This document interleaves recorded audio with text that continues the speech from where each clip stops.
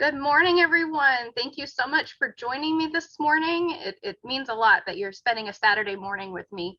My name is Courtney Schoen, and I am a Read by Grade 3 literacy strategist in Clark County at Divich Elementary School. And we're going to go ahead and get started. This session is being recorded, but if you would like to turn your camera on, you are more than welcome. I know anybody who has had any experience in the last year or so knows it's a whole lot easier when you can see some faces. So I'm perfectly comfortable if you want to do that. So this morning, we're going to be talking about some strategies, some brain-based strategies for teaching irregularly spelled words. This is something that I've actually been on this journey and learning more about reading science and how the brain learns to read. And this was definitely kind of an eye-opening experience for me to learn about this strategy. So I'm excited to share it with you today. Couple things real quick. I just wanted to call attention to let me bring this up real quick. In the Literacy Summit Hub, if you go to this session, the very, very bottom, there are 4 handouts for you. There are 2 handouts that we'll discuss toward the end of the presentation. There's also a note catcher and additional presentation resources that I will highlight toward the end, so you'll have direct links to those resources should you choose to use them later. So let's go ahead and get started. Our outcomes for today, we're going to talk about this process called orthographic mapping. It's a process that the brain goes through. We'll talk about that and how it commits words to long-term memory.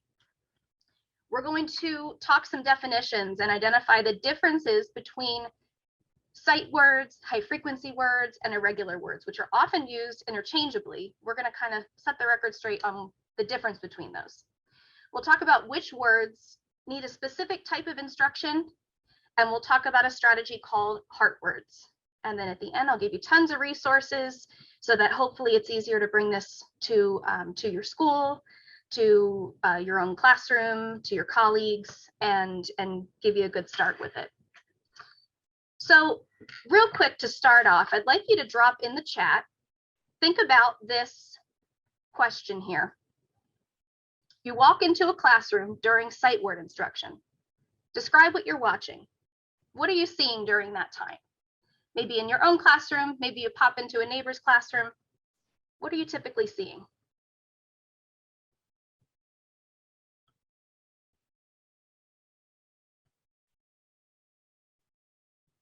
Flashcards, singing and dancing, repeated readings, lots of repetitions, words that can be decoded, Google Slides, some games. Absolutely. I do, we do, you do, absolutely. Heidi songs, gotta love Heidi songs. Individual sight word lists, so differentiated. Whiteboards, great, great, keep it coming. Yes to Heidi songs, I love it. Okay, so keep that in the back of your mind as we go through this today, because we're gonna kind of change the script a little bit. And really, it's not the cards themselves that are what we need to ditch, it's what we're doing with them. So when we talk about ditch the flashcards, it's really ditching what we're doing with the flashcards. So something I'd like you to do is take a look at these words that I'm going to present.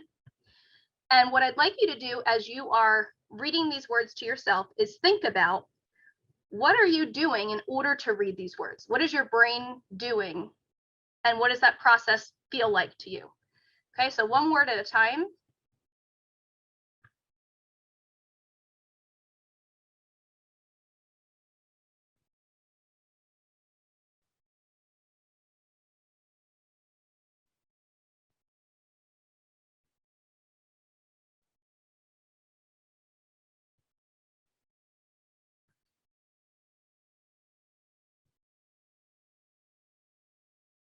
All right, so how did we do? Let's see. All right, so we've got some answers coming into the chat. I see breaking into syllables, chunking, breaking the word apart, sounding it out, segmenting, looking for patterns, lots of great things. Reflect really quick on which words were you not able to read really quickly, instantly when you saw it? Which ones took a bit more time? And you can drop it in the chat if you like. The first one, sesquipedalian. You'd never seen that one before. Anti-disestablishmentarianism. Definitely another one that's pretty common that takes a little bit to get through. We're going to talk about why today. We're going to talk about why that is. So let's start with the orthographic mapping process. This is not something we teach. It's not a strategy. It's a process that our brain goes through. And this process is how we store words permanently for quick retrieval. The letters, or graphemes, as I'll refer to them throughout the presentation, the letters, graphemes, or letter combinations that we see with our eyes, and the sounds or phonemes that we hear get processed separately and then together to form a sight word when they're stored in the brain.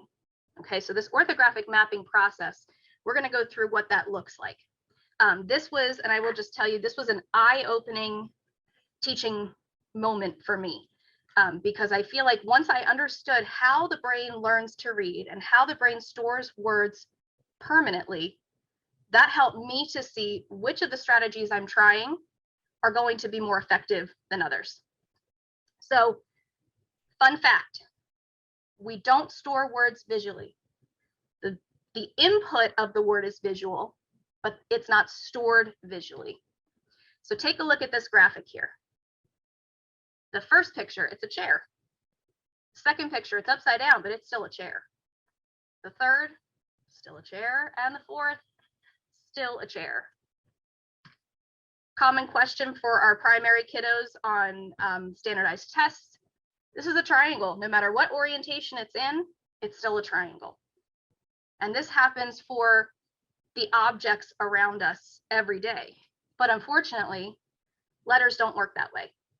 And I'm sure we all have experiences with kiddos that struggle with these letters and others, but very common with these letters, because when we flip them and change the orientation, it doesn't work that way. It's actually a good thing, though, that we don't store words visually, and I'm going to show you why. So a literate adult has approximately anywhere from 40,000 to 200,000 words in their vocabulary. So anywhere from for a literate adult to a well-educated, college-educated adult, up to 200,000 words. But our human memory is limited to about 2,000 visual symbols at a time. So if we were to try to store those words visually, our brain would be overloaded. So we have to go about it a different way, and the brain is very flexible with that. And here's another reason why it's good. Take a look at those words all around the screen. Can you read them? If the brain stored words visually, we would have to also have memorization of each word, no matter what the size, the color, the font, whether it's in uppercase, lowercase, written vertically, in script. As proficient readers, we should be able to read all of these instantly. And that's something that the brain is able to do because it's so flexible. So because of this, and because it's not stored visually, how do we then store words in the brain for quick retrieval? So we're going to look at a couple parts of the brain that play a key role in this. And the first one is the phonological processor. Okay, so we're looking at the left side of the brain. The phonological processor is the part of the brain that processes speech, processes articulation, and this is also where phonological and phonemic awareness take place. So this is that auditory part. And then we have the orthographic processor. And this is where we're retrieving that visual input of written words. We process the letters or letter combinations, those graphemes within them, and we store necessary information about print that's necessary for word recognition. Then we have the context and meaning processor. So as we're storing these words, we also are storing a meaning attached to them. And this is what helps with sight recognition and quick retrieval. And we'll go through a little simulation of what that looks like in a minute. And then this last place right here, This is where phonics occurs. This is where we see the connection between that phonological processor and the orthographic processor. So take a look here. So if I hear, or let's say, let's go the other way around. Let's say I'm reading a word and I see the graphemes F, I, and SH. I'm going to connect those from the orthographic processor to the phonological processor. I'm connecting it to the sounds that I know represent, that those graphemes represent. I, sh. Okay, connected those, and now I can read fish. And the last connection is through that context and meaning processor. Do I have the vocabulary and the meaning to connect all of those? And in this case, I do. So that word fish, that's a sight word for me. I have all of those processors engaged. Okay, here's another just a neat graphic that kind of shows the breakdown of this. So this is called the 4-part processor. We start with the phonological and orthographic processor when we're reading. So here is at the very top, there's an unknown word there in the sentence, it's underlined. The pig was in the blank. So if I'm a student and I don't know that word, first thing I'm going to do is I'm going to try to sound it out. I'm going to try to connect those phonemes and graphemes and pronounce it. So we've got pen. Now that we've come across that, we've done that part. Great, we've got pen. Now it's going to go through our meaning processor. Do I have a meaning for that word? Well, in this case, I do, and I have 2 meanings. I have a pen that you write with and a pen that an animal might be in. Okay, now we're going to the context processor. Let me think about that in the context of the sentence. Which of those meanings make the most sense? So, okay, pig in the pen, that with the writing utensil, that doesn't make so much sense. But pig in the pen that an animal might be in, that does make sense. And that's now going to help me read that sentence, not only pronounce the word, but then also comprehend the sentence. Okay, I know that's a lot. That's a lot of technical information. If you have any questions, please feel free to drop them in the chat. And then at the end, we will have a Q&A, but if you have anything pressing that you would like me to stop and go through now, I am more than happy to. So let's just take a second.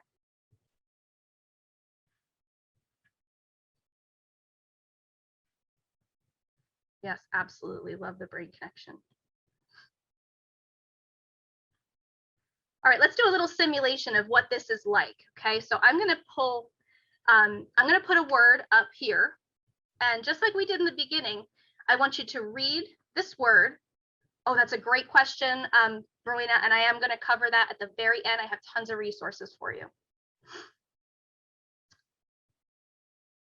Okay, so as you're reading these words that I'm going to show up here in a second, I have 3 of them and I'll do one at a time. Again, I want you to read the word and think about what is your brain doing in order to read and pronounce that word. Okay, so here we go.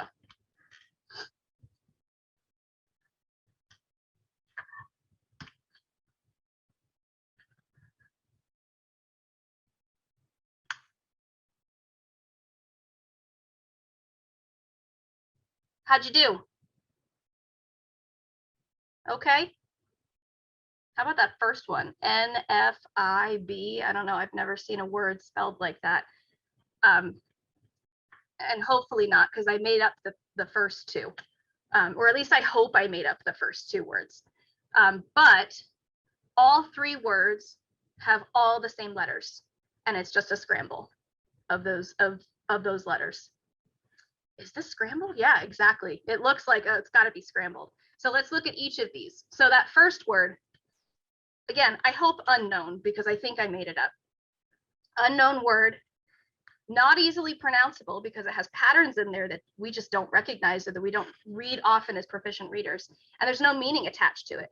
So none of those processors were engaged in that. The orthographical, the phonological, the context meaning processors, none of those were engaged when you were trying to read that word. Your brain had to work really hard.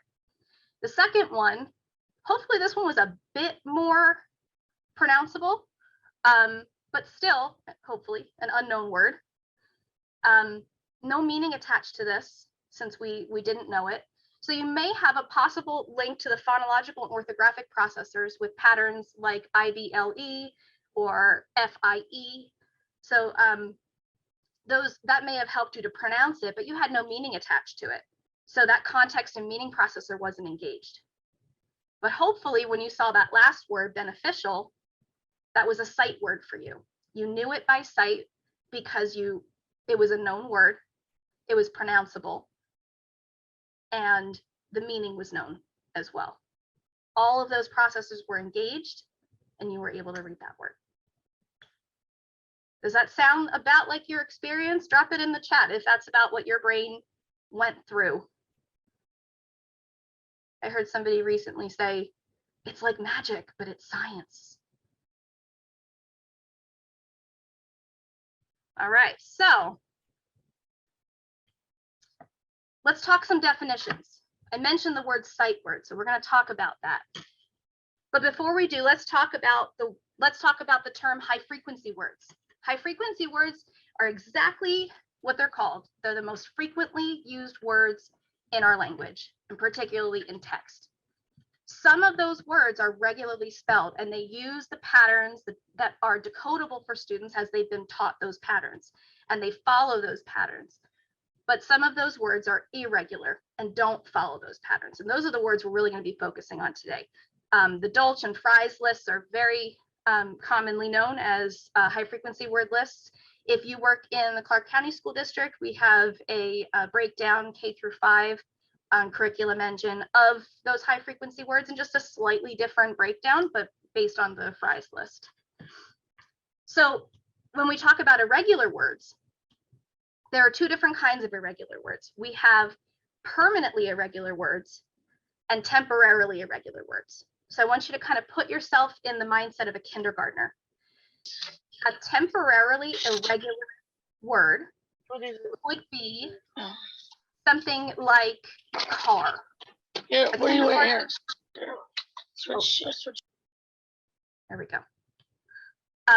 A temporarily irregular word like car for a kindergartner would be irregular because they may not have learned the AR controlled pattern yet.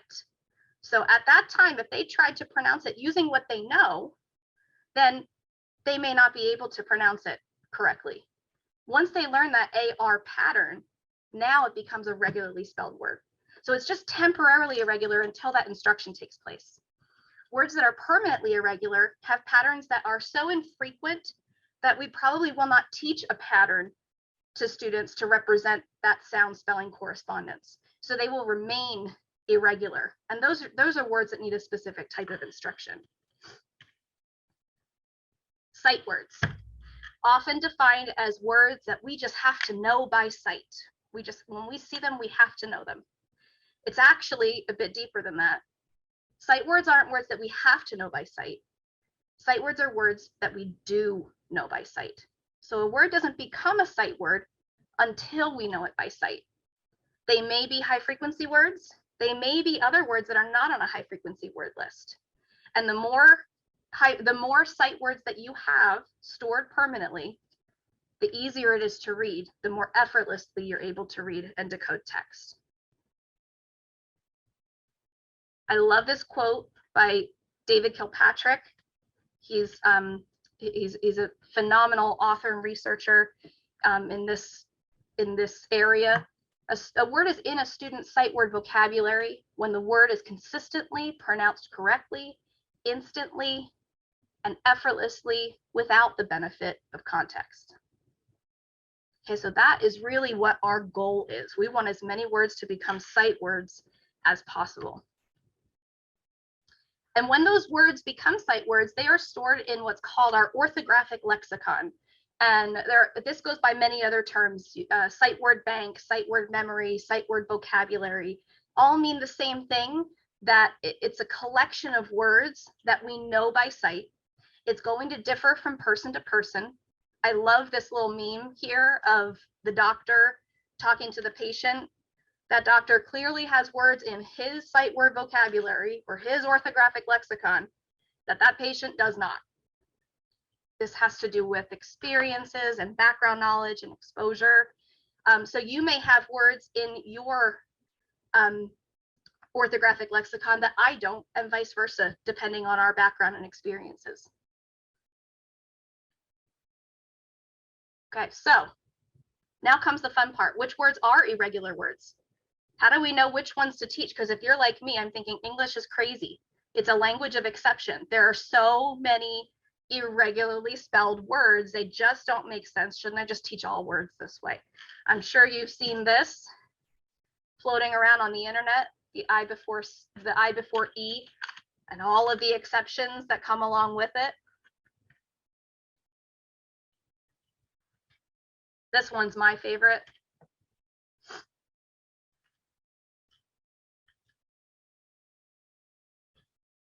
I love that. None of these words rhyme, but for some godforsaken reason, pony and baloney do. English is weird. And it's so true. When you look at it at a surface level, it looks bizarre. We're going to hopefully simplify that for kids, and I'm going to give you some resources for that. These are two books that I cannot recommend enough. Uncovering the Logic of English is by Denise Ide, and her position is that if we teach words in a certain way and we know the rules that govern our language, 98% of words are decodable. I thought it was maybe about 50. Louisa Moats has a slightly different take on it. 50% of words are predictable by rule and what we teach our kids. 36% of words are predictable by rule with just one error, and it's typically a vowel. Another 10% of words are predictable when you take morphology. This is using prefixes and suffixes and word meaning connections and word origin. So if you know what language that word comes from, those words are not irregular. Those are just, they follow a different pattern that we should know.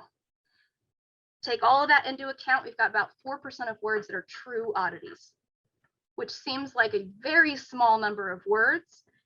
But let's take a look at what this looks like for our kiddos, okay? Which words are irregular words? This is going to depend on a lot of things. It's going to depend on you, what you teach your kids, and your students, what they know and what background knowledge they come to the table with.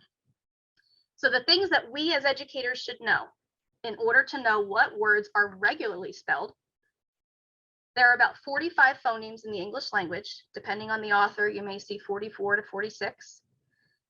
And the most common graphemes that represent them. If we know those, that helps us determine which words are regularly spelled and which words are irregularly spelled. If we have an idea of about when those are taught in a scope and sequence vertically across grade levels, that gives us an idea of what words are going to be temporarily irregular for our kids, like the car example for kindergartners. If we understand some rules that govern our language and spelling, like soft G and C, the many jobs of silent E, that was mind-blowing for me. I thought silent E had one job. It has 9, which was absolutely fascinating for me. Again, I'm going to plug this book because it came from this, and it is amazing, The Logic of English.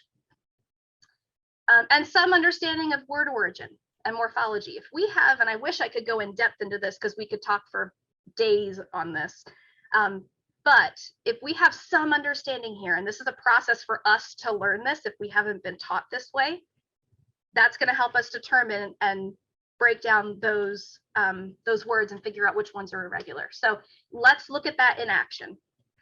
I took this from Clark County School District's 50 high frequency words for kindergarten, okay?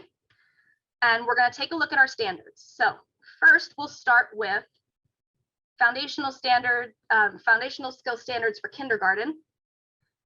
Students knowing the primary sound or many of the most frequent sounds for each consonant. And if students know the long and short sounds with common spellings or graphemes for the 5 major vowels. If they know those, none of these words are irregular.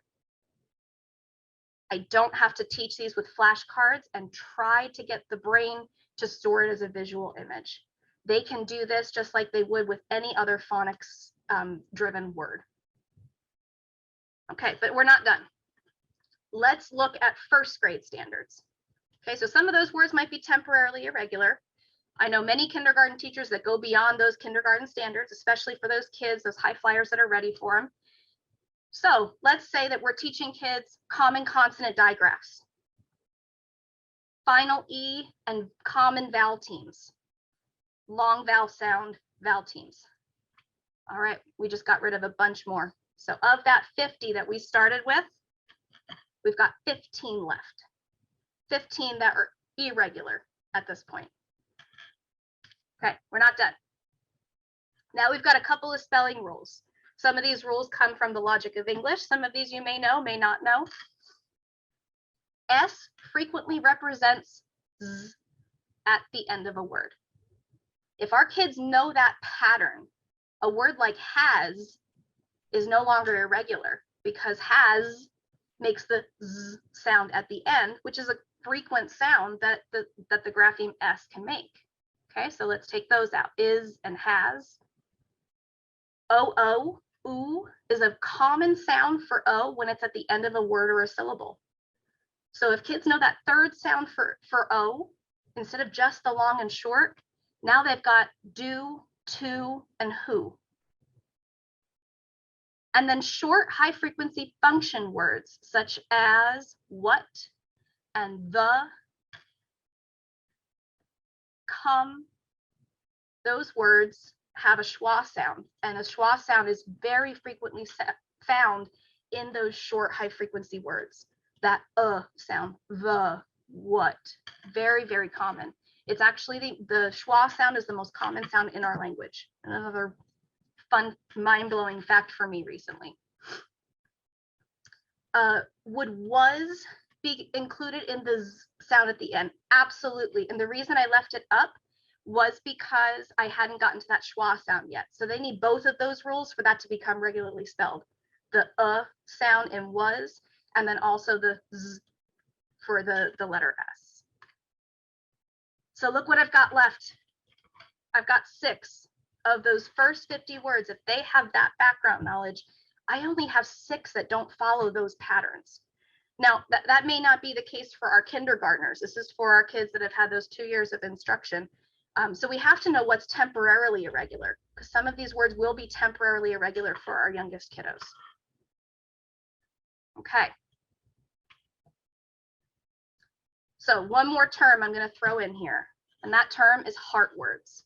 I love this take on irregular words. They are the irregular words that have a part of the word that doesn't follow typical phonics patterns that our students are taught. It's a part of the word. Because these words contain one or more elements that do not follow those patterns, those common letter sound correspondences, we have a part in that word that we have to learn by heart. But it's just a part of it. And I'm going to show you that in action in just a minute. So thinking back to our original discussion with the flashcards, when we do this, and I'm totally guilty of this, when I taught kindergarten 2 years ago, I was doing flashcards for those first 50 words. That is how I taught. That's the only way I knew how to teach this. What we're trying to do is trigger a part of the brain to store the word as a whole that's not meant to store the word as a whole. Remember, we're limited in how many symbols our brain can hold. And so it takes so many repetitions for some students to learn words this way. Some of the research that I've read has said anywhere from 200 to 500 repetitions for our students that struggle. It takes a long time. All words, even the irregular ones, have to be mapped between that orthographic and phonological processor in order to store it permanently and efficiently. So looking at this word, not every spelling in this word is irregular. Which parts of this word are regular?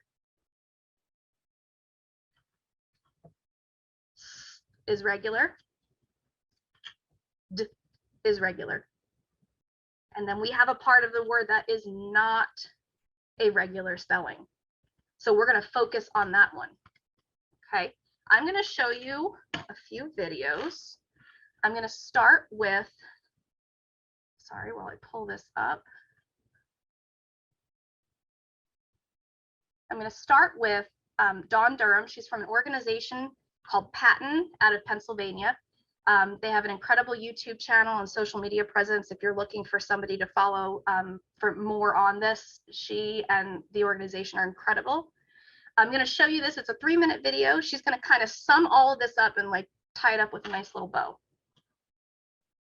Many of the words in our English language are actually regular, and the small percentage that are irregular words, most often it's not the entire word that's irregular, it's either a vowel or a small portion of the word that is irregular.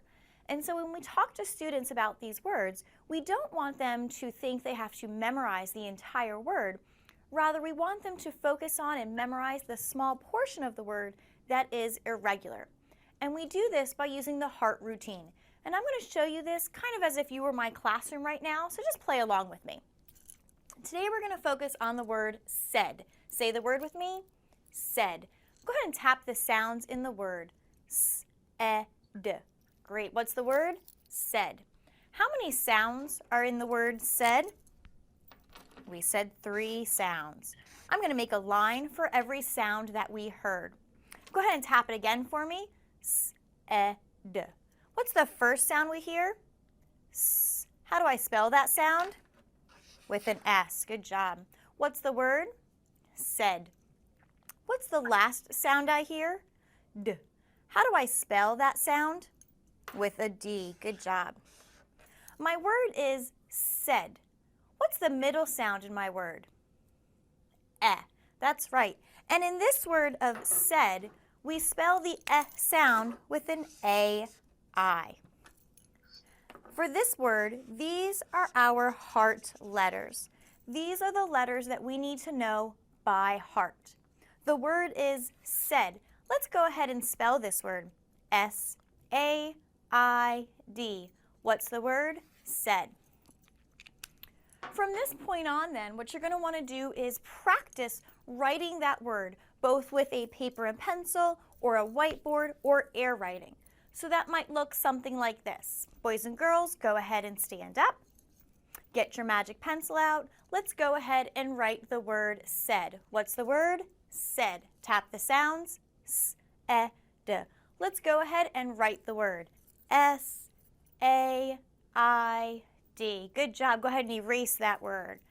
You're going to continue to do these types of activities. Again, air writing, writing with a paper and pencil, writing on a whiteboard. If you have some sand, writing in the sand. You could have friends write the word on each other's backs. We're just trying to get the students to use the word multiple times and to practice writing the word multiple times. But what I want to point out to you again is that if you look over here, there's only one part of the word that is irregular. And that's this vowel team here. And that's why we placed a heart over it, so that we can say that's the heart of the word. That's the part you have to know by heart. The beginning sound and the ending sound are regular. A student can figure that out by listening to the sounds of the word and by that phoneme grapheme correspondence. Stuck again Sunday night searching for free lesson resources for this? All right. Sorry for the commercial. Okay. So going back, I'm going to call out really quick because I am going to skip this part. The next few slides, if you're looking in your note catcher, this just kind of takes you through that instructional routine of exactly what she just did. So rather than going through that, I'm actually going to take a minute and we're going to watch this in action with a student. This is another very popular account on social media. Her name is Heidi Martin, and she is doing this. This is her TikTok channel, Learning with Heidi. I can't tell you how much I've learned from her. It's amazing what you can learn on social media from people who are really putting some great stuff out there. She's going to go through this with her son, and her son is a preschooler. So they're going to go through this with the word said. Sounds in the word said. 3. What's the first sound you hear in the word said? And what letter? What's the last sound we hear in the word said? D. D. And what letter is that? D. All right, now what's the middle sound? E. What makes the sound? E. Yeah, short E. But in the word said, we have 2 letters. Oh. What are these letters? A, I, And they say E. in the word said. Whoa. Can you push them up into the box? I'm gonna put a heart because this is the part that we just have to know.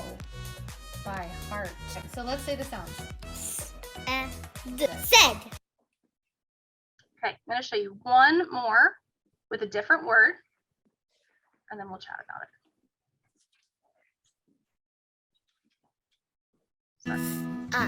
Two. So which boxes are we gonna use? These two. The. And how many sounds? Two. So which boxes are we gonna use? These two. What is the first sound in the? Do you remember how to spell? Good. And now the in the, we're gonna spell it with an E. E. Oh, I thought it was a U.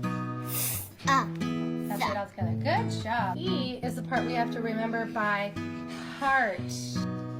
All right, now let's write the word the.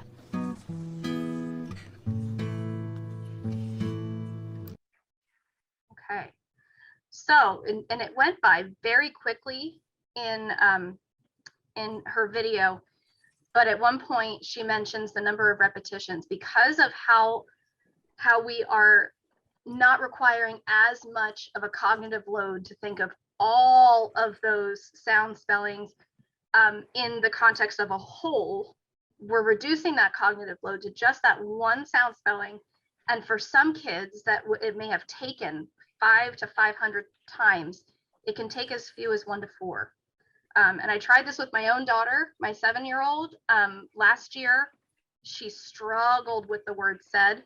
She hasn't spelled it wrong since. It was pretty amazing. So if you're going to try it with anything, that's a great word to try it with, because that is, I don't know what grade levels everybody teaches, but I know 4th and 5th grade teachers that say their students are struggling to spell said in their writing. So this is not just a K1-2 issue. This goes all the way through.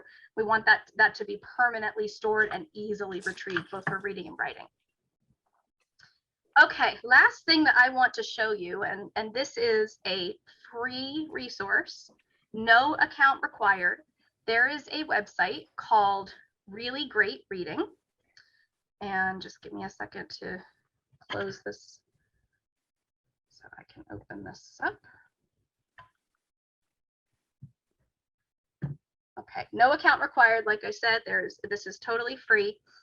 This is what they call heart word magic. And there is a great intro for teachers right here on this page, a great introduction for students, and then below they have a growing library. I say growing because they are still adding words, of videos that walk kids through this process. So as you're introducing a new word, you can have this up just like you would your Heidi songs or anything else that you use, and they're going to call attention to the parts of the word that a student needs to know by heart. Really awesome resource. So they have those, so again, the introductions, the growing library of animations, and then below some really great templates and resources for lessons and how to deliver this to students. So they have templates that have little hearts above each spelling that the kids can color in for the one that is the heart part. Lots of great different scaffolds for this. One of the questions that was dropped in the chat, and it is such a good question. I'm going back up to that question. Students that struggle to hear sound nuances and how this is related to phonological processing. This is a great way to get kids to attend to each sound in the word, and that may take some time for some students more than others, but this is requiring them to pay attention to each individual sound in the word and connect it to a grapheme. So for those students, it may take a little bit longer, but it will take far less time this way than it would if we're trying to activate the right side of the brain where we store visual images and trying to store word that way. So really, really great strategy. So definitely keep that one bookmarked. It is phenomenal. Okay, so I'm going to skip past that part just for time purposes, so we have some time for Q&A at the end. But don't forget to apply this in text. So we're talking about doing this in isolation, but don't forget to apply it in decodable readers so that they can practice these words as they come across them in text. The Reading League, another phenomenal organization that's really dedicated to helping all kids learn to read and focusing on our strugglers and giving them the tools they need. They have a great decodable text source document. This is also in the handouts in on the hub, so you can click and download this PDF. They are all linked to those resources. Some of them are free, some of them are not, but just worth taking a look at. We, as a school, we just purchased the High Noon Sound Out nonfiction series. These are chapter books.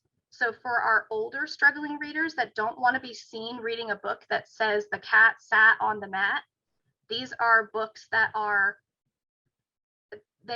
engaging, they're adventurous, they're mysterious, that you know that they would want to read and would be comfortable reading around their proficient reading friends without that sense of embarrassment. So we are so excited. Our PTO just funded it, and I cannot wait to get these. Okay, so I'm gonna go forward a little bit. Sorry, I'm skipping through, but just know that those are in your notes, just as a reference.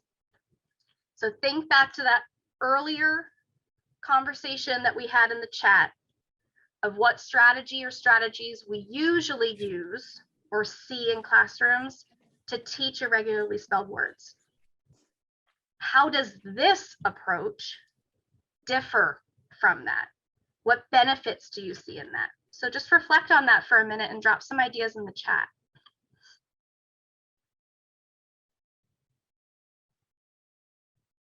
The note catcher is also on the hub when you go and find your sessions. If you click on this session at the very bottom, you'll see the note catcher. You're welcome.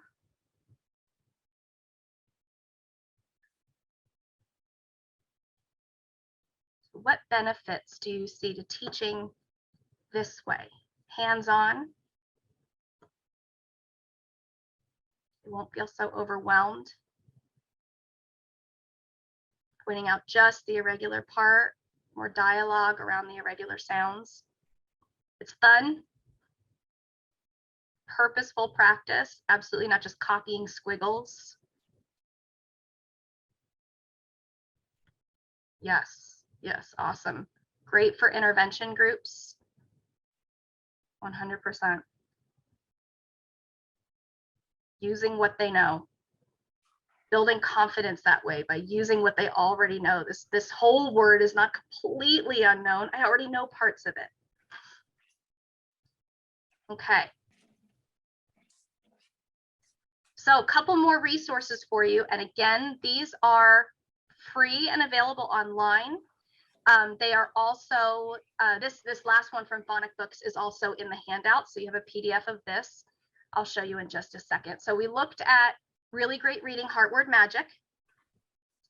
There's another great website, the University of Florida Literacy Institute, UFLI. They have a virtual teaching hub, and they have taken the most common high frequency words that are irregular and have broken them down for you. So you know which part of the word is irregular and why.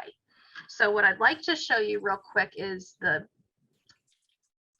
one of their documents. So here you can see this is a 44-page document with the words that they have already identified with the heart.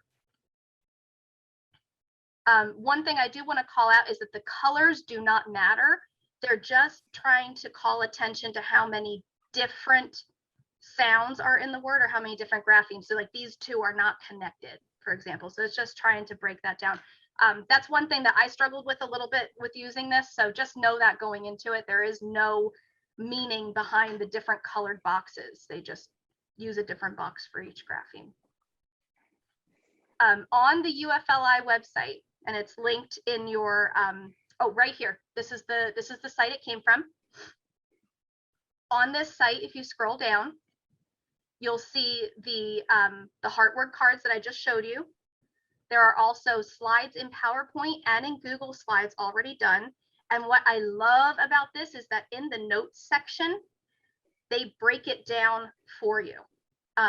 And Jill, yes, this will be also it's one of your documents already linked for you in that document. So you can go right to this slide. Or to this website, sorry. There's a video tutorial also, but what I was saying in the notes section, it breaks down exactly what that irregular spelling says, what it sounds like, and then what it looks like it should say, and then what it actually says. So really great, again, free resource that's available to us online. No login or account required. It's just there and ready to go for you. It's pretty amazing. The last one I want to show you, this phonic books. They've taken the first 300 high frequency words and sorted them phonetically. So when you're teaching these high frequency words, and they're not all irregular on this list, we've got all of these words that are highly frequent, that have the TH sound. So those can all be taught together to help them make connections from one word to another. So they start with simple spellings, then they have complex spellings toward the bottom, and some uncommon spellings. So really cool reference to have printed out and available when you're doing your lesson planning. Okay, so all that said, let's just do a quick reflection. I love this quote. This is one of my favorites. Every word wants to be a sight word when it grows up. I love that. And I think that's so great for students to know. That is our goal. We want every word to be a sight word when it grows up. So take just a quick minute to reflect on this. I know it's a lot of information, a lot of technical information, but I think it's so important that for us as teachers, that if we have this concept of how the brain learns to read and store words, that gives us a really great idea of what strategies are going to work for our kids versus which ones that are not going to work as well or as efficiently. So what was your biggest aha, or what's something you're still not sure about, or something you're excited to try?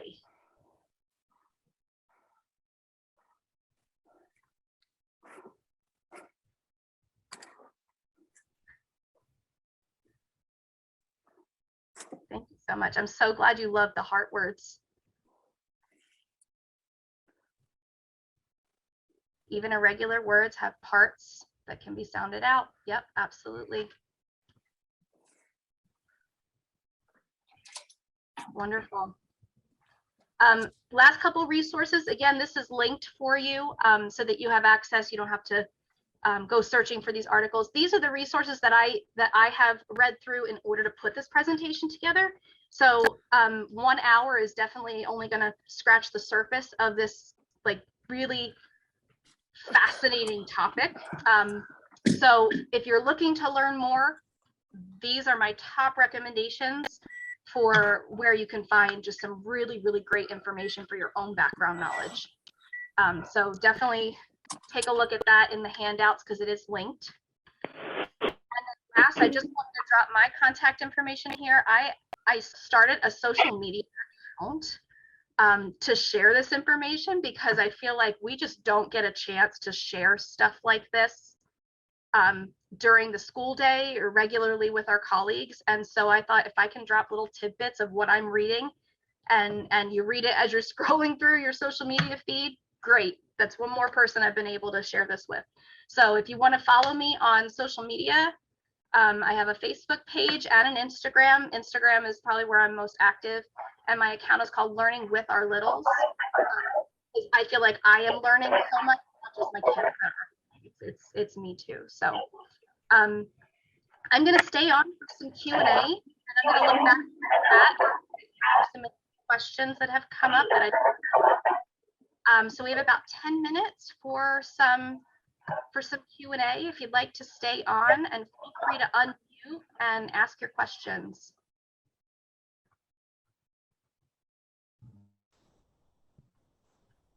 Courtney, I do have a question. Yes. On your note taker, I was laughing when you showed that slide, the I before E, and how pony and baloney met. And it's not on your note taker. Would you be open to putting that back, or I could take a screenshot, or is there a way I I can? would be more than happy to, because I'm going to be totally honest. I thought about it this morning and I added it because I Oh, just and love it. I think it's so funny. So yeah, let me put that back up so you can see it. perfect. There you go. Awesome. Thank you. Okay. And I apologize. I'm trying to go through the chat and see what those questions are that I missed. So if I missed one of your questions, please feel free to unmute or drop it again. Okay, I had a question. So Yes. I teach a 5th grade group, and I do a 90-minute reading block with them with Daily 5. But like looking at, so the next time I'll be grading their writing, their journals right behind my computer this weekend. So I'll be doing that. As I look through their writing, should I be using that to help me decide who would be a small group to use some of these strategies I learned from you today? Absolutely. Absolutely. That's an authentic way to figure out what they're struggling with. You can always do, you can always do a QSI or, PSI, whichever version, works for your. Well, I did that, 2 months ago. And so I'm just looking at, I've been using what they're currently doing and what we're Sure. currently working on, but that would be a way for me to do those kinds of things. Because I was like, how do I use this? I right now don't teach a phonics lesson. Ivana yell at me later. So I'm just like, what do I do with that? And how do I, because my background isn't in early literacy. It's not in how to teach you how to read. I can get you to write, but the spelling an issue. So that's why I was kind of like curious. And that is, you are not the only one feeling that, because I think especially after this year, after the shutdown, we've got kids in grade levels with gaps that those teachers have not necessarily seen before. And that's not the area where they feel best equipped to support their students. So I think writing is a great way to figure out where they are. But even using that QSI to figure out what patterns they know and which ones they don't, because that's going to completely change which words are regular and maybe temporarily irregular for them. So you can attack those words that way. Okay, cool. Thank you.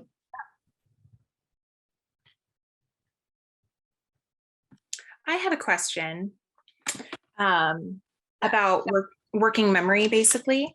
Our reading program teaches anywhere from 3 to 6 words at a time. And it seems to just overload them sometimes. So I guess I'm wondering, heart words, is that something that maybe it makes it possible to teach that many words at a time? Or is that a skill that we still need to like chunk it up and maybe do like 1 letter at a time, and then later in the day do another one, later in the day do another one? Just what's the optimal amount of words to teach at one time? I don't know that there is research that says specifically how many words, because I think that's dependent on the group of kids you have in front of you too and what they're able to handle. But because you are reducing the cognitive load that's required for these words, you may be able to more successfully teach those 3 to 6 words per week that they were struggling to retain before. So it would be worth trying with your current pacing and seeing if just making this tweak to your instruction makes it more accessible. And if not, then maybe you do back down a little bit, or you differentiate them for, in small groups, that maybe this group is working on a few less and this group is ready to move forward. Okay, great. Thank you. You're welcome. How do they recommend organizing heart words on the word wall? To be honest, this is a very loaded question, and I wish I had more than 5 minutes to go through it. But the recommendation that I have read is that they don't necessarily need to be on a word wall, because the goal is that if they can map these words and only have to remember that small part of the word, they shouldn't need a reference to it, if that makes sense. I don't know how much I completely agree with it, but maybe even just having a display for the heart words that you've gone through so far that year would be enough, and not necessarily need to have it on the word wall. I would be careful with the word wall where you're placing them if you have it ordered alphabetically, because a word that starts with CH doesn't start with K, and it can look that way if sorted underneath C, if that makes sense. So you just want to be careful with that. You're welcome. And yes, as Fred said, please, please, please do the survey. I would so appreciate your feedback. Even if that feedback is, please don't talk so fast next time. Like whatever. I would love your feedback. It really helps me to tweak my presentations and make them as helpful. Courtney, where do we find the surveys at? The survey, there is, and I forgive me because I'm new to this format, but on the hub, let me see, I'm trying to pull it up. In the hub at the top, I believe. Yes, the top of the page where you okay. There's a button for the survey. Got it. Thank you. Yes, thank you. Thank you so much. I appreciate you all. Thank you so much for being here. I'll stay on for a few more minutes if anybody has any questions.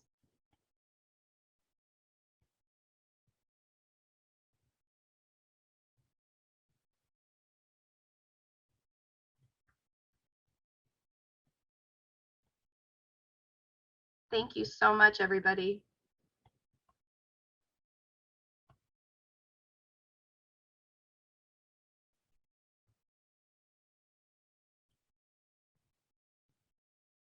Thank you so much. Great to spend the morning with you.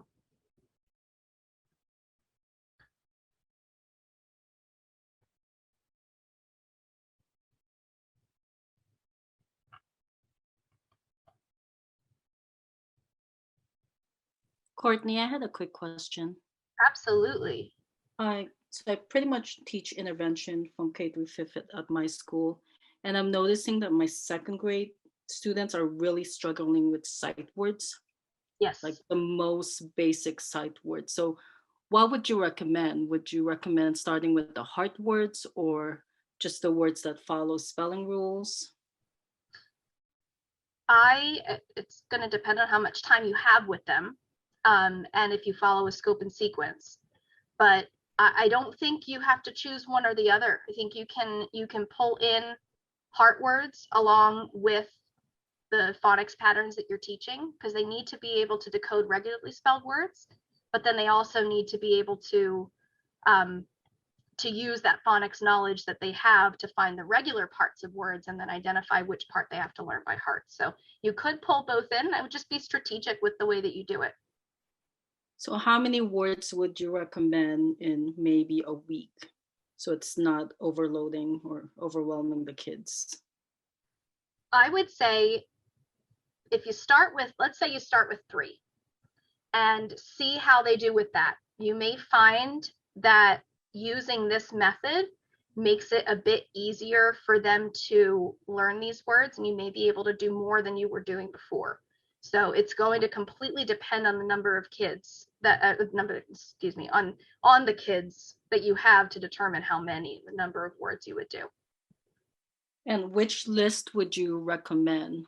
The Dolch, the Fry, or what's on the CCSD? Again, I wish I had an answer to this. I think, are you in CCSD? Yeah. I would find out from your administration if there's an expectation for you on which list that you're using. I would talk to, if you're pulling students for intervention, I would talk to classroom teachers and see what list they're using and try to mirror that. Especially with the first 50, they're pretty much the same first 50. It might be in a slightly different order on any of the lists because they are the most frequent in text. So you can't really go wrong, especially at that lower level. Okay, thank you. You're welcome.